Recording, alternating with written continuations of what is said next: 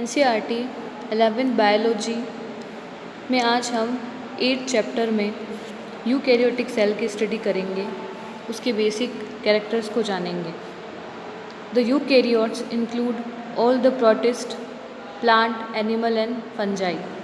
Eukaryotic cell के अंदर कौन कौन से सेल्स को इंक्लूड किया गया? तो फर्स्ट प्रोटिस्टा को यूकैरियोटिक सेल के अंदर इंक्लूड किया गया है।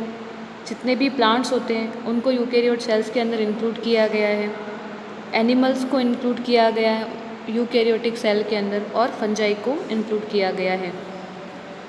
Eukaryotic cells, there is an extensive compartmentalization of cytoplasm through the presence of membrane bound organelles। Eukaryotic cell के अंदर साइटोप्लाज्म जो प्रेजेंट होता है, उस साइटोप्लाज्म के अंदर डिफरेंट सेल ऑर्गेनेल प्रेजेंट होते हैं। सेल ऑर्गेनेल का मतलब है कि सेल के ऑर्गन, जो माइटोकॉन्ड्रिया, राइबोसोम, गोल्गी ER, ये सभी होते हैं। ये सभी सेल मेम्ब्रेन बाउंड ऑर्गेनेल जो होते हैं वो यूकैरियोटिक सेल के अंदर प्रेजेंट होते हैं। Eukaryotic cells possess an organised nucleus with a nuclear envelope. Eukaryotic cell के अंदर न्यूक्लियस प्रेजेंट होता है, जिसके अंदर न्यूक्लियर मेम्ब्रेन भी प्रेजेंट रहती है, जो हमने हमारे प्रीवियस पेज में देखते हैं। इसका डायग्राम ये इस तरह से न्यूक्लियस का बताया गया है। ये डबल मेम्ब्रेन बाउंडेड न्यूक्लियस जो है वो प्रेजेंट है। ये इसकी डबल एनवेलप होता है। यहाँ पर ये इसकी ER प्रेजेंट होती है, जिसको हम एंडोप्लाज्मिक रेटिकुलम बोलते हैं। ये जो स्ट्रक्चर प्रेजेंट होती है उसको माइटोकॉन्ड्रिया कहा जाता है। माइटोकॉन्ड्रिया प्रेजेंट होते हैं। यहाँ पर ये जो स्ट्रक्चर को दिखाया गया है, ये गोल्गी बॉडी होती है। गोल्गी बॉडी के अलावा लाइसोसोम भी प्रेजेंट होता है। तो इस तरह से जितनी भी सारी ये स्ट्रक्चर हैं उनको सेल ऑर्गेनेल कहा जाता है। तो वेल न्यूक्लियस भी प्रेजेंट होता है यूकैरियोटिक सेल के अंदर।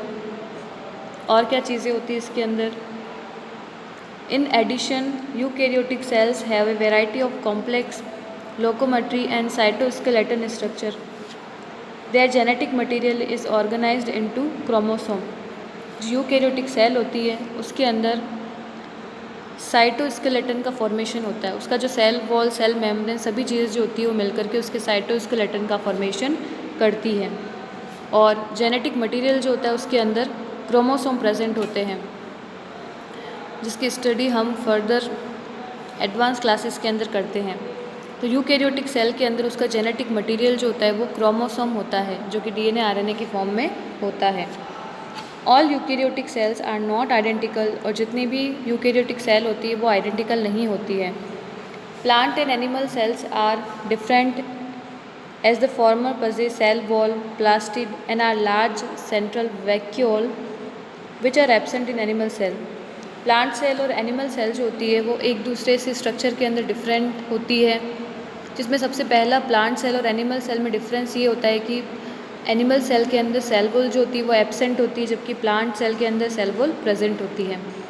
प्लांट सेल के अंदर प्लास्टिड प्रेजेंट होते हैं। प्लास्टिड जैसे क्लोरोप्लास्ट वगैरह जो होता है वो प्रेजेंट होता है, जो प्लांट्स को फोटोसिंथेसिस के अंदर हेल्प करता है। प्लांट्स के अंदर large vacuole, central vacuole present होती है, जो कि एनिमल सेल के अंदर प्रेजेंट नहीं होती है।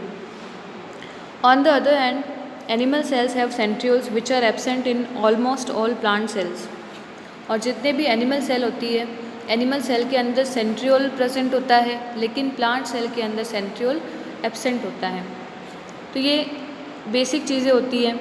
यहाँ पर हम प्लांट सेल और एनिमल सेल की स्ट्रक्चर देखते हैं इसके अंदर।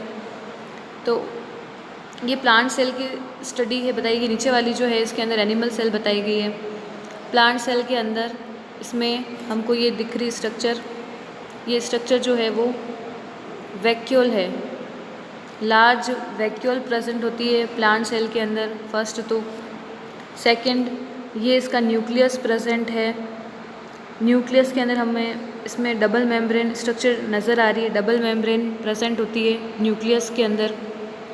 न्यूक्लियस में एक ग्रेन्यूल लाइक स्ट्रक्चर प्रेजेंट होती है, जिसको न्यूक्लियोलस कहा जाता है।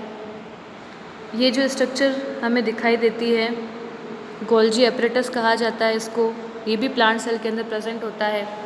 न्यूक्लियस का जो एनवेलप होता है उसको न्यूक्लियर एनवेलप कहा जाता है।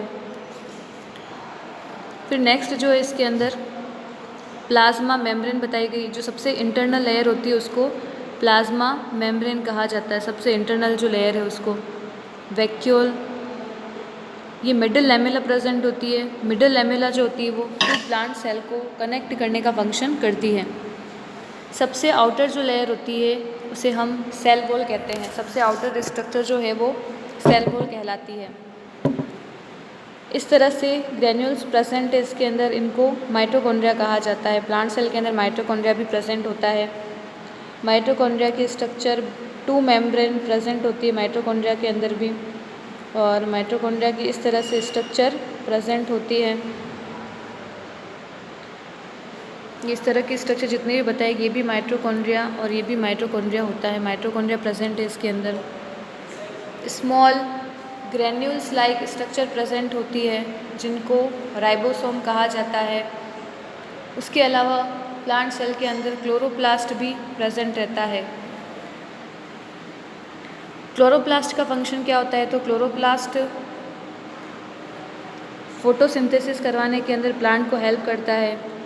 और इन सेल ऑर्गेनेल्स के अलावा जितना भी सब्सटेंस ये भरा हुआ रहता है सेल के अंदर उसको साइटोप्लाज्म कहा जाता है। प्लांट सेल के अंदर पेरोक्सिसोम भी प्रेजेंट रहते हैं। टू सेल प्लांट सेल को कनेक्ट करने का जो फंक्शन करता है उसके लिए प्लाज्मोडेस्माटा प्रेजेंट होता है। जिस तरह से ये फर्स्ट सेल है और ये सेकंड सेल है, उनको कनेक्ट करने का जो फंक्शन करता है उसको प्लाज्मोडेस्माटा कहा जाता है। ER प्रेजेंट होती है।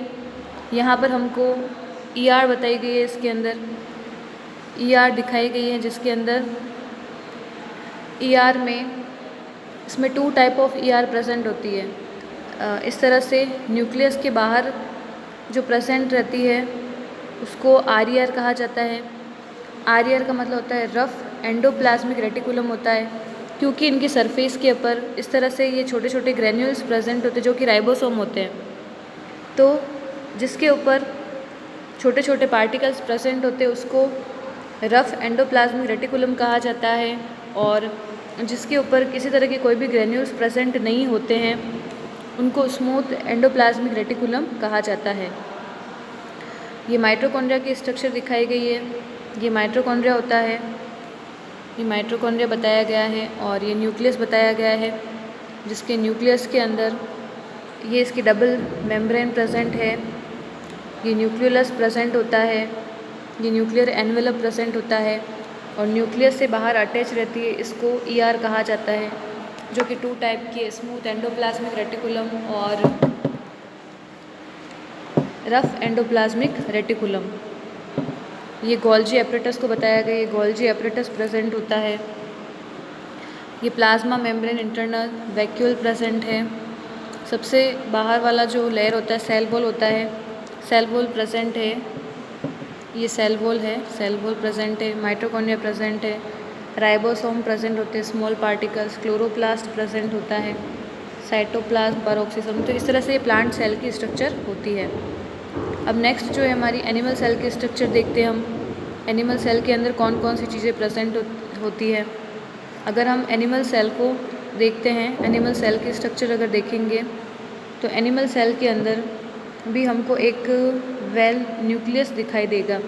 ये बीच में जो स्ट्रक्चर हमको बताई गई वो न्यूक्लियस है।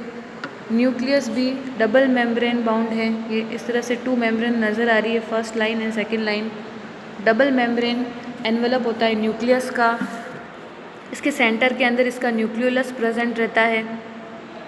न्यूक्लियस के आउटर साइड के अंदर ER कनेक्ट रहती है इसके अंदर भी।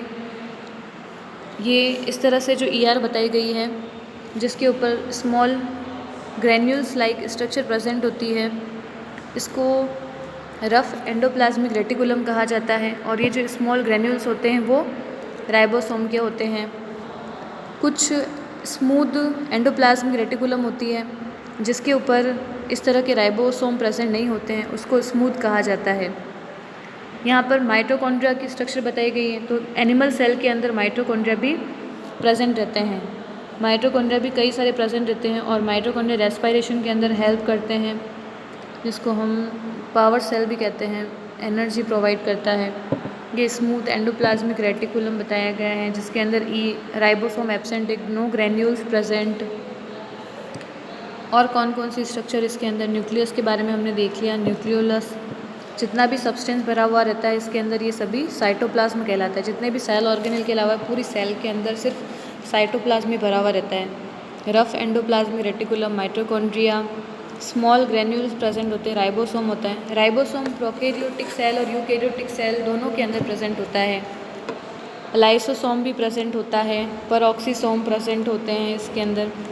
ये डिफरेंट चीज़ है कि इसके अंदर सेंट्रियोल प्रेजेंट होते हैं। ये जो सेंट्रियोल बताए गए हैं ये सेंट्रियोल प्रेजेंट होते हैं एनिमल सेल के अंदर, लेकिन प्लांट सेल के अंदर कोई भी सेंट्रियोल प्रेजेंट नहीं होता है। इसके अंदर सबसे जो इंटरनल लेयर है वो प्लाज्मा मेम्ब्रेन होती है।